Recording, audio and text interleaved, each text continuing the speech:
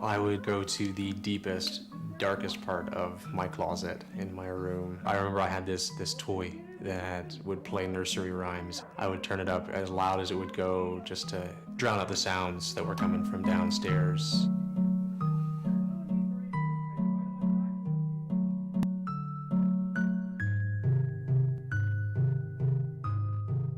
Transition House is an agency that's been serving the Greater Victoria Regional District, and our primary goal is to serve women and children who are fleeing from domestic violence abuse. When there is violence in the house, the child system goes up, up, up. Now, when anyone says we can't do something or somebody corrects our behavior, we always go into a little bit of negativity. And that's normal. But if the child, you see, is set at this higher level because of the ongoing tension in the house, then that little bit of negativity, I don't think that's what you're supposed to be drawing. Kinda dumb. puts them up over the top and they explode. I just shut down. I would sit there for hours and hours. I didn't want to be in the house, but I needed to know what was happening. And as they continue to deal with the world, they protect themselves with dissociation rather than with engagement.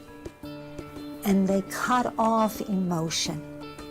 They cut off the terror, they cut off the anger, they cut off the sadness, where they lose much of themselves.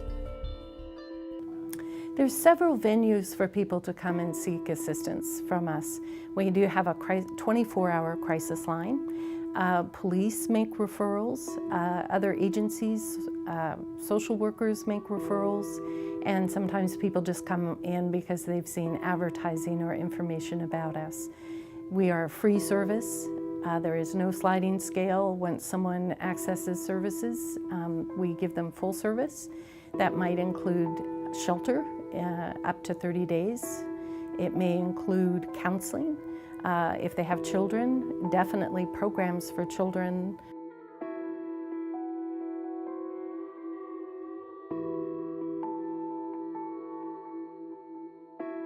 I'm a pretty strong woman, and it just about did me in.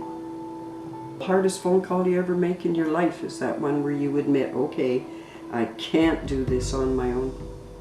I don't have the answers. And somehow or other, I wound up at Transition House. And luckily for me, I wound up in the Senior Women's Support Group, where I found out that I wasn't the only one that this has ever happened to.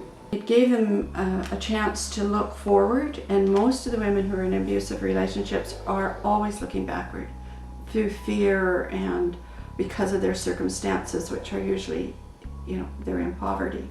Hitting 60 years old and having to start over with nothing but the clothes on your back, it's a very life-altering experience. I feel like my life is just beginning instead of just ending up, and I'm going to be okay.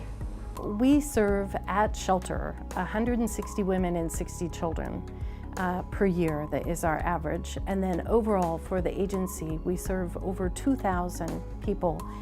Many women are so brave to leave abusive relationships. One woman that actually had come through our children's program years ago, and then when she, as an adult, had realized that she was in an abusive relationship, was able to pull herself out, come for services, and when she was talking in her counseling, relayed that if she hadn't had that help as a child, she would never have been able to have left the relationship. For us, that was just very confirming, because we try to do prevention with our children and interrupt that generational abuse pattern that can happen.